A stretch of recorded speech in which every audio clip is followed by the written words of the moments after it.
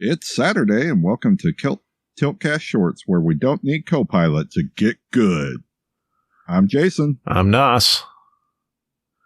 And this week, Microsoft has launched Gaming Copilot, which is a large language model AI focused on helping you be a better gamer.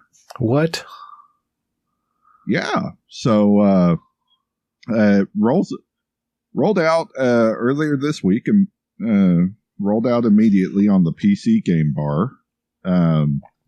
It is age restricted to Xbox Microsoft profiles that are 18 or older. And basically it acts as an in-game assistant, providing the answers to questions about quests, strategies, player builds, to help players improve their gameplay. It has a voice mode to allow hands-free interaction with Copilot on PC, specifically featuring push-to-talk or mini mode, which just opens for ongoing conversation. And then on mobile, when it releases later next month, sometime in October, we'll just have a Microsoft microphone icon in the Xbox app. This is really weird. Like, I'm really tempted to just say, good, son. Right? That's what you would be tempted to say. It's I don't know. They say it also features has other features that will give you some real-time context for what's happening on your screen in game, providing additional information about enemies or NPCs, strategies, etc. And it will help you find and unlock your next achievement. Suggest new games for you to play based on your favorites or your play history. Well, you already get that in both Xbox and in Steam, the suggestions. But the other part just feels like a huge data mining operation to figure out how people interact moment to moment with games. That's my thought when you started digging deep into everything that it does. This is a data mining operation for non-creative people to figure out. It's for execs to figure out what people do in games. Be like, oh, well, the AI graph showed that people interacted with, liked jumping on things versus attacking them head on. So we need to have more jumping strategy in our game. Like, this is the most corporate, ridiculous bullshit I've heard in my life. Well, if you think that, just wait. Because planned future development includes optimizations on handheld devices and the Xbox consoles, as well as beefing up the deeper insights and coaching for playing your games. As well as allowing you to provide feedback directly through Copilot or reporting a problem with the game. I'm playing Silksong right now. Yes, it is a giant data mine. There will be some people that use this. However... Oh, absolutely there will. There are plenty of plebs who can't get good, son, and they're going to jump right on this. I'm playing Silksong right now, and there's a level. So I don't know if you remember much about Hollow Knight, but the place where you rest and recover your health, essentially, right? It'll save your progress basically anywhere, but like to checkpoint yourself, you have to rest at a bench. And there is a certain bench just to get to the bench. So you get into this level, right? It's called like Sinner's Rise, I think is what it's called. And it is the most ridiculous platforming I've done since Super Meat Boy. So you can like side, wall jump like Shinobi style back and forth, right? But it'll let you do it on the same side, so you don't have to ping pong back and forth. And you can also use your sword to bounce off spikes. So it can't be organic spikes, it has to be metal spikes. And there's a whole section of swinging spikes that you have to time just right to bounce off them to get across certain areas. And then there's a whole downside or a part of the puzzle that descends, and you're zipping between walls while you have spikes going back and forth. And I must have died 30 times getting to this stupid bench to progress on this level. And I'd wonder what it would say about said strategy. Like at this point, it'd just be like, get good, right? Like, I don't know. There was a certain sense of accomplishment I got in just figuring it out.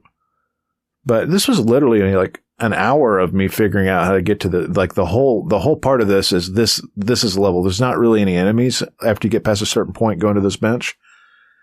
It's all death traps. And the whole part of this game, or the fun or challenge of it, is getting through the death machine, so to speak, right? And absolutely. Having Copilot wouldn't have felt like it took away that sense of accomplishment to get there. I think this is ridiculous, and I will judge you. I know it may not be right. I will judge you for using this actively. I will play with it for science to continue to critique it and immediately turn it off. But I would really like to see what it says with somebody. Let's just play something classic, Dark Souls 3, right? Or Elden Ring, the final boss of the Elden Ring DLC. What is it going to do? I need a robot berating me too? But also, like, the data mine thing bothers me because it goes back to my comment of the people at the top that control the money for the games. Most of the time are not people that game. Most of the time they are looking at it as a giant money machine, since gaming is the highest grossing industry in entertainment right now, even above movies. And there's going to be some executive up there talking about like how you pogo. I'm just using the pogo thing because I'm thinking of Silk Song right now. It's a difficult game. And saying the majority of players didn't reach this at a certain point, right? And it took them too many tries. We need to make it easier. And then it takes away the challenge for everybody that got through it. I'm interested in how people justify gaming decisions through AI data mining. And I think that's the real thing. And I think we'll have to continue to dig in after this releases, obviously, to see if there's anything we can see. Maybe a dev will release on the back end. Maybe somebody will quit a company and be like, yeah, this is how we were using AI. Because I doubt we'll be able to get that information easily. But, oh, yeah. There's no way we get that info easily. I mean, could you imagine how many hours, though, Copilot could have saved you the first time you played Dark Souls 1 or 2 and got stuck in one of those first sections of the game when you were supposed to backtrack, but it took you forever to figure that out? I watched Fighting Cowboy figure out the map before, because there is no map, right? Didn't watch Fighting Cowboy for Dark Souls 1 because he might have been a thing, but I wasn't watching him. I did for some of 3 to figure out alternate paths. But yeah, to me, that's how I've solved it before, is engaging with content creators to figure stuff out. Which, to me, that kind of threatens them a little bit. Thankfully, we don't really sit in that space because none of us have the time to game every single day to get those videos up. But yeah, it's a really strange proposition. We've got to keep a close eye on this. When you posted this, for you guys that don't know, we kind of have like a running doc of things we're going to talk about. Jason posted this and it's like, what the hell is this? Gaming Copilot. I guess it's exactly what it sounds. It's AI telling you how to get good. Yeah, it's Microsoft Copilot, but trained more on gaming data and is set up to basically watch your screen. I wonder how help you when you engage with it. Yeah, I wonder how they're going to manage data storage on that. Is it going to be stored locally or on the cloud? Is there going to be a huge amount of data uploaded as you're playing? That's just it. Nobody knows yet. Yeah, nobody knows yet. It's kind of like that.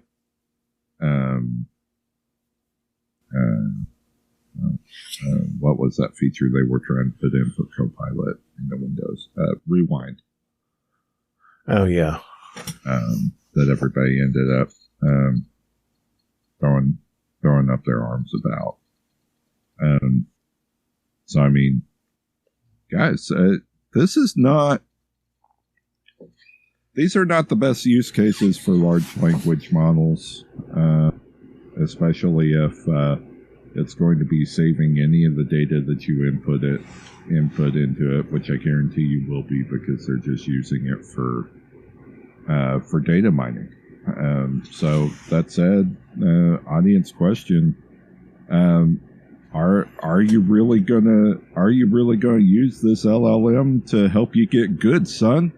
And give Microsoft all of your gaming data, or are you just going to ignore the feature altogether?